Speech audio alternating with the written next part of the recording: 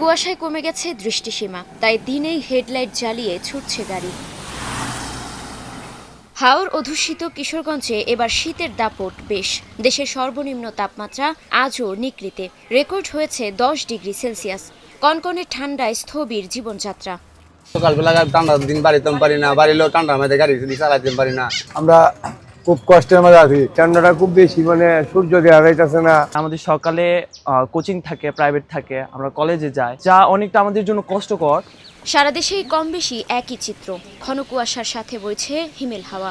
প্রকৃতির স্নিগ্ধতার মাঝে রয়েছে জীবনযুদ্ধ।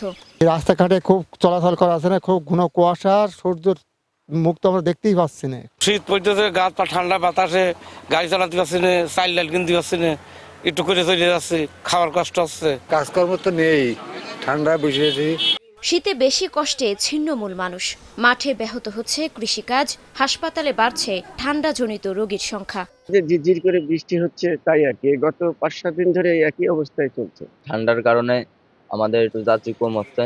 আবহাওয়া অফিস জানিয়েছে, কনকনে এমন শীত আরও কয়েকদিন অব্যাহত থাকতে পারে। মুক্তা আক্তার, স্টার নিউজ।